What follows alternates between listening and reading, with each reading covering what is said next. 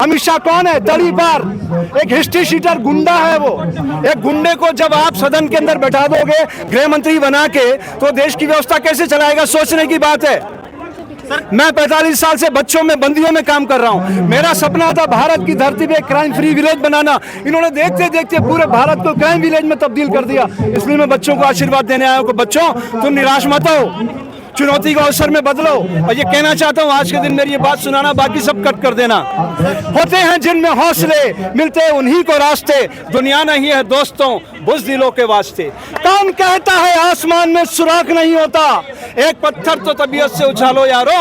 जिंदगी जिंदा दिली का नाम है, मुर्दा दिल क्या खाक करते हैं। मिटा दे अपनी हस्ती को अगर कुछ मर्तबा चाहे, कि दाना खाक में मिलकर गुले गुलजार होता है। ये बच्चे हीरे बने हैं ना, तराश के बने। ये चुनौती अवसर में बदलो। आज मैं इनको केमल पोस्चर बताने आया था कि आप विपरीत परिस्थितियों में जीना सीखो। इसी जंतर मंतर को खेल का मैदान बना दो, और अगला ओलंपिक जब आएगा उसमें अपने से खुद युद्ध लड़ो। तुम्हारे सामने कोई नहीं टिक पाएगा, क्योंकि तुम ऊर्जा के भंडार हो। अपनी शक्ति को पहचानो मेरे बच्चों।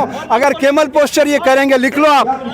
जो भी बच्चा इनमें से, चाहे साक्षी हो, बजरंग हो, चाहे वो विनेश हो, जो भी बच्चा 3 मिनट उष्ट्रासन करेगा, मैं गारंटी करता हूं दुनिया के अंदर इनके सामने कोई खिलाड़ी इनके क्षेत्र का नहीं टिक सकेगा। लिख लीजिए आप। राजनीति कर रहे हैं, आरोप लगा। अरे राजनीति क्या होती है? राजनीति तो धर्म है, वायु करती है जो दिखाई नहीं देती।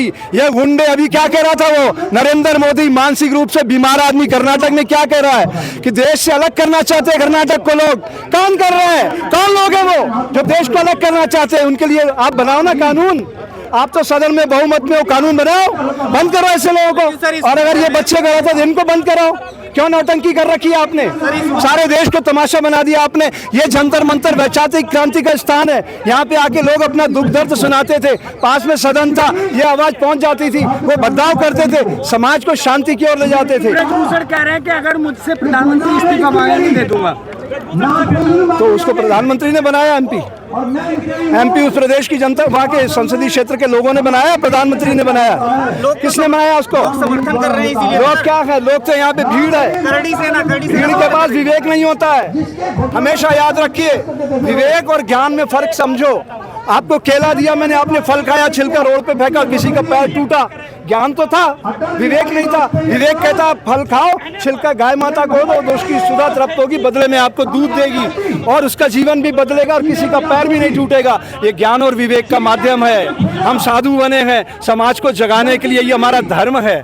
मैं काफी दिनों से देख रहा था, जब ये पहली बार आए थे तो उसी दिन मैं यही खड़ा था जिस दिन ये बैठे थे, और मुझे लगा था कि ये फैब्रिकेटेड है, ये डाइवर्ट किया जा रहा चीजों को। लेकिन अब मुझे लगता है कि सत्य के पथिक हैं। इन बच्चों को मैं आशीर्वाद देने आया हूं, और मैं चाहता हूं दूध का दूध, पानी का पानी होना चाहिए। और मैं चीफ जस्टिस ऑफ इंडिया को कहना चाहता हूं, चंद्रचूड़ जी को, कि अगर आप वाकई न्याय की, संविधान की शपथ लेके उस पद पे पहुंचे हैं, तो जितनी बच्चियों ने FIR कराई है सबकी अलग अलग, क्लब मत करो और इस पुलिस को रिपोर्ट करो, दिल्ली पुलिस को निर्देश करो कि जितनी FIR आई है सबकी अलग अलग रिपोर्ट करो, और इनिशिएट 45 दिन के अंदर हमारे पास चालान पेश करो। टाइम बदला जा सकता है। हो पाएगा? हाँ जी, हो पाएगा। क्या नहीं हो सकता? इम्पॉसिबल करा, इम्पॉसिबल। जनता जाग जाए तो 24 घंटे के अंदर प्रधानमंत्री का घर घेरा जा सकता है। रेस वो कहाँ रहता है आजकल? लेकिन सर इस तरीके से भड़काऊ बयान देने के से कुछ नुकसान भी हो सकता है ना सर? भड़काऊ बयान तो यहाँ पे देगा आपने।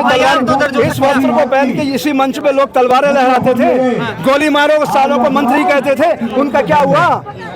जिन लोगों को मॉब लीचिंग के नाम पे मारा जा रहा है उस पर क्या FIR हुई? इसी दिल्ली के अंदर दंगे हुए, गुजरात में दंगे हुए, क्या हुआ? सुप्रीम कोर्ट ने बोला है हेट स्पीच पे किसानों के बच्चों को केंद्रीय गृह मंत्री के लड़के ने मार डाला, क्या हुआ? इस्तीफा हुआ? आप लोगों ने पूछा उससे कि इस्तीफा दीजिए मिस्टर, वो क्या नाम था उसका? टेनी, उससे पूछा न्याय कैसे मिलेगा स्वामी? हाँ जी, न्याय कैसे मिलेगा? सॉरी, न्याय कैसे मिलेगा? पहलवान, न्याय मिलने का एक ही तरीका है, अपने वोट की शक्ति को पहचानो। सारी शक्ति आपके हाथ से फिसल रही है। कोई जिंदाबाद मुर्दाबाद मत करो। किसान आंदोलन में मैंने डे 1 से कहा था, तुम लोग हार के जाओगे, लिख लो।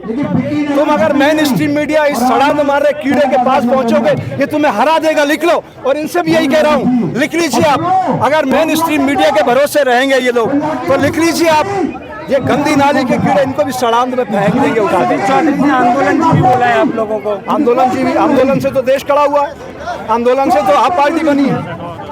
तो जितना, और ये कांग्रेस, ये बीजेपी जनसंघ क्या करती थी? हम लोग आरएसएस में थे, मैंने कांग्रेस के अनगिनत झूठे मुकदमे झेले, अनगिनत। काय के लिए झेले? प्रदर्शन करते हुए। सत्य के पथिक हैं हम। हमने साधु का बाना पहना है, और साधु का धर्म है समाज की सोई हुई चेतना को जागृत करना। मैं समाज की चेतना को जागृत करने आया हूं। ये साफ साफ कहना चाहता हूं, जिंदाबाद मुर्दाबाद का जमाना गया, भूल जाइए। अब आपकी सारी शक्ति आपके वोट में है। जो भी पार्टी आती है उसका सिंबल यहाँ लगाओ, हम आपके आदमी हैं। उससे पैसा लो, मुर्गा लो, दारू लो, साड़ी लो, पाइजेब लो, सब ले लो। लेकिन जब ईवीएम मशीन पे जाओ तो अपनी आत्मा को जगाओ कि मेरे क्षेत्र का मैं एमएलए चुन रहा हूं, मेरे क्षेत्र का मैं एमपी चुन रहा हूं। ये एमएलए मेरा मुख्यमंत्री बनाएगा, प्रदेश का विकास करेगा। ये एमपी प्रधानमंत्री के लिए मेरा वोट देगा। ऐसे व्यक्ति को चुनो। रेवड़ी देना और किराए में, तो किसी कोई भी लेता है ना रेवड़ी, तो वो भी तो किराए में ना। तो ये आपको समझ में नहीं आ रही क्या? इन्होंने गौतम अडानी को इतना धनवान क्यों बनाया? गौतम अडानी मेरे क्षेत्र से आता है। एक तंबू लगाने वाला आदमी इस देश का, दुनिया का सबसे मिलियन पैसे वाला कैसे बन गया? उसने जीएसटी और कस्टम के जरिए आपके हमारे पैसे पे डाका डाला, और ये डकैत है नरेंद्र मोदी। ये कोई सेवक नहीं है, आपको भ्रम है। डकैत है ये, डकैत।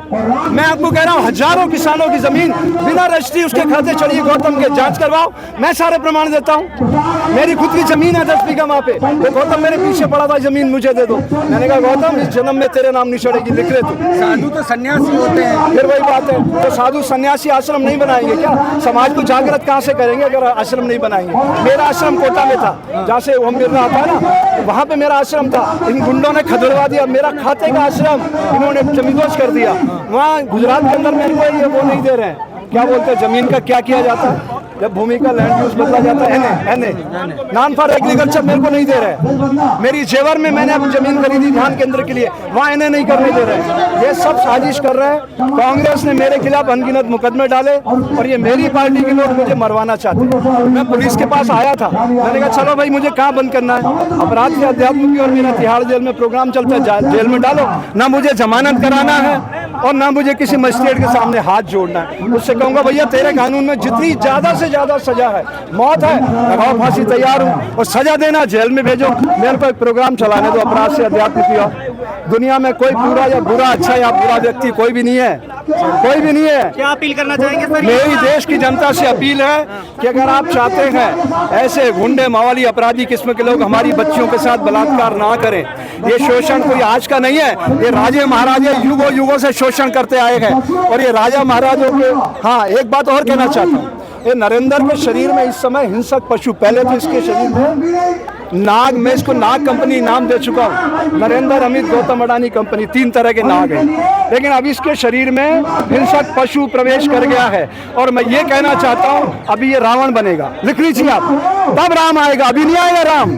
अब ये रावण बने, अभी हिंसक पशु बन चुके हैं, मारकाट मचा रहा है, किसी का सर फाड़ रहा है, किसी को अंदर कर रहा है। और पुलिस बेचारी क्या करेगी? तो किसानों के बच्चे हैं। लेकिन सर ये किसानों के बच्चे हैं। जय जवान, जय किसान, जय विज्ञान, जय संविधान, ये सब होना चाहिए ना, सबको मिलाओ ना। खाली किसान और जवान मिलने से क्या होगा? और खाली खाप पंचायतों के समर्थन से क्या हो जाएगा?